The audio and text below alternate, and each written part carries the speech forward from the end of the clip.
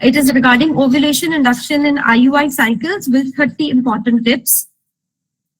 So quickly moving on to the tips, the first and foremost important IUI tip is for ovulation induction in IUI is that first of all, we have to ensure a normal semen parameter or the total motile sperm count in the ejaculated sample should be at least 10 million per ml.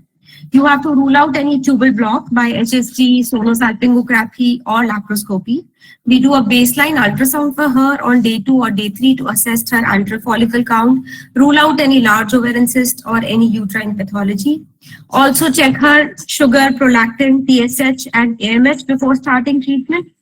Based on all these things, the ideal candidate for an IUI will be an age less than 35-year-old. She will have patent tubes, normal semen, short duration of infertility. We should also ensure that her BMI is within the normal range, that is 18 to 25 kilogram per meter squares. Before starting the IUI cycle, the couple should be counseled about the cost, the success rate with each ovulation, how the cycle monitoring will proceed, and what will be the timing of IUI. A detailed documentation of the procedure with proper consent forms is a must according to the new ART law. Sunita ma'am has already mentioned Form 7 or Form 8 according to whether we are using a husband sample or a donor sample should be always filled in.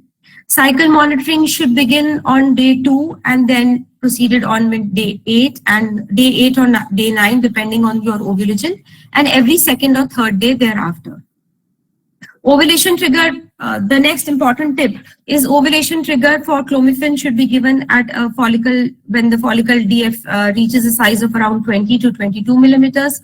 For letrozole, slightly smaller follicles around 18 to 20, and for gonadotrophins, exactly when they're 18 or more. HCG trigger that we use for IUI cycles can be either 5,000 units of HCG or 250 micrograms of recombinant HCG. Both of them give a equally good pregnancy rate, and this has been well studied even in Cochrane. IUI usually is timed at 36 plus minus 2 hours at most centers, but Cochrane says anywhere between 24 to 40 hours, pregnancy rates remains the same, and IUI should be done during this time. A single IUI is preferred. The only place where a double IUI holds some place is when the patient has male infertility. Where do we need to cancel the IUI? We cancel IUI if there are many follicles growing, if more than 3 follicles are growing because of the risk of multiple pregnancy and the patient can land up in ovarian hyperstimulation. Luteal phase support is a must. You should give her micronized vaginal progesterone. It improves the pregnancy rate and the implantation rate. There is no need of any steroids or antibiotics. Stress reduction, talking to your patient, asking her to maintain a good sleep hygiene is a must. If we are using gonadotrophins for ovulation induction, it should be low and slow. That means we start with less doses like of 37.5 to 75 and very slowly and gradually increase them if there is a need. If there is no response in 3 IUI cycles, we should counsel the patient to shift to IVF. All throughout the procedure, counseling and emotional support are the keys to success. Doppler studies of endometrium and follicle are showing a good result, and they can improve success rate in IUI cycles if done by trained hands. The sperm parameters which need to be considered are the ejaculatory total motile sperm count and post-wash sperm count. No sperm preparation technique is superior to the other. When gonadotrophins are used, regimens should start with 37.5 or 75 and they should be gradually increased. IUI should always be combined with ovulation induction. There is no rule of bed rest, but 10 to 15 minutes of bed rest post-insemination holds some promise, and best results are when the IUI is kept simple. Now moving on, after these 30 important tips, moving on to the ovulation induction. So what is the goal of ovulation induction? I'm sure all of us know this, and this will be just like a quick revision for all of us. But nevertheless, what are the goals of ovulation induction? The ovulation induction is the response of the ovary to exogenous stimulation. The goal would be to have a monofollicular growth, leading to monoovulation, ultimately leading to singleton pregnancy of a healthy newborn. So a perfect agent will be an agent which is orally administered, which has minimal monitoring, no adverse effect on endometrium and cervical mucus, which is free of multiple pregnancy, free of hyperstimulation, and is affordable. So the various agents which can be used for ovarian stimulation are clomiphene, letrozole, clomiphene plus gonadotrophins, letrozole plus gonadotrophins, only gonadotrophins, and gonadotrophins with analogs, that is an antagonist.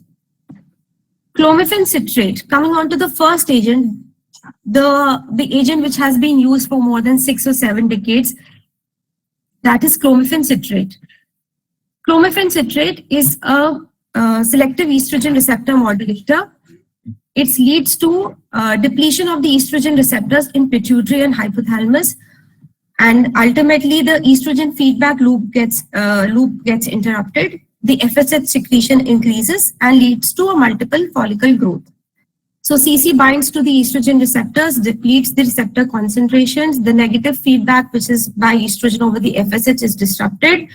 FSH stimulation continues, more small follicles are recruited, and ultimately multiple follicles develop. That is the mechanism of action.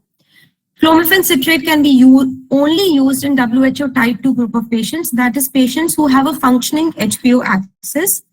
The other indications for use of clomiphene are it can be used in unexplained infertility and endometriosis stage 1 and stage 2 when we are planning an IUI along with it. So clomiphene citrate finds no role in patients of WHO class 1, that is hypo, or in WHO class 3, that is patients of premature ovarian failure. It should be also used in patients who very cautiously who have some kind of a liver disease or who have functional ovarian cysts or who have a hypersensitivity to clomiphene. So clomiphene citrate is typically started on day 2 or day 3 of the cycle after either a spontaneous cycle or an induced bleeding. However, the results of therapy are comparable when it is started on day 2, day 3, day 4 or day 5. The starting dose is 50 milligrams daily for 5 days. If there is no ovulation with a 50 milligram dose, the dose is gradually increased to 100 milligrams. If there is no ovulation again with a 100 milligram dose, then the maximum dose which can be given is 150 milligram. Out of this 50 milligrams, with 50 milligram dose, approximately 50% will ovulate, another 20 to 25% will ovulate with a dose of 100 milligram. And only less than 10% ladies will require a dose of 150 milligram. So there is no benefit of increasing clomiphene dose after. So there is no effect of increasing clomiphene beyond 150 milligrams. The side effects of clomiphene are it can lead to nausea, vomiting, breast tenderness, blurring of vision, scotomas, mood swings, and vasomotor symptoms because it's a selective estrogen receptor modulator. These side effects of clomiphene are not dose related. They can even happen at a dose of 50 milligrams. If the patient is complaining of blurred vision or scotomas, it is better to stop the drug. So how do we know what is CC resistance and what is CC failure? So clomiphene resistance is when the patient will not ovulate all day. And clomiphene failure is that in spite of the ovulation, this patient has not conceived. And what are the reasons why is there a failure? Or why are patients still not able to conceive? We say that 80% of them are ovulating, but ultimately only 40% conceive. The miscarriage rate is also high. That is because clomiphene has anti-estrogenic effects. It will lead to a very, very thin endometrium. There will be a reduced glandular density. There will be a reduced uterine blood flow, and there will be the cervical mucus quality and quantity also suffers. Coming on to the rate of multiple pregnancies with clomiphene, as high as 6 to 8% multiple pregnancy rate has been observed with clomiphene. And also the patients can have ovarian hyperstimulation if they are unmonitored. So an ultrasound monitoring, withholding HCG, withholding IUI, or withholding intercourse if there are more than 2 or 3 follicles of greater than 14 millimeter in diameter is a must. The ovulation rate is further lower if the patient has a high BMI, if there is high insulin resistance, if she has a very high free androgen index. But coming on to the good points of clomiphene is that the miscarriage rate, the rate of congenital abnormalities in the baby, they're all similar to those that have been seen in spontaneous pregnancies also. So clomiphene has been a good ovulation induction agent, but because of its side effects on the endometrium and on the cervical mucus, the pregnancy rates are lower because of the thin endometrium. Coming on to the second SERM, that is tamoxifen. Tamoxifen has a similar mechanism of action like clomiphene. It acts as an agonist on the estrogen receptors of the endometrium as well as the vaginal mucosa. Because it has a good action on the endometrium and vaginal mucosa, it leads to better ovulation and pregnancy rates because of its favorable action. So in an ovulatory woman, ovulation to the tune of 50 to 90% has been seen, and similarly pregnancy rates are touching around 30 to 50%. Tamoxifen has also been used in patients who've had failure to clomiphene therapy. The dose is 40 milligrams daily for, again, given for 5 days, starting from day 2 to day 3 of the cycle. Cycle monitoring remains the same, and there are reduced chances of multiple pregnancy as well as ovarian hyperstimulation. Coming on to the drug letrozole, which has actually replaced clomiphene and has become the first-line agent for patients of PCOD. So it is an aromatase inhibitor. It acts at the level of ovaries as well as peripheral tissues, reducing estrogen levels.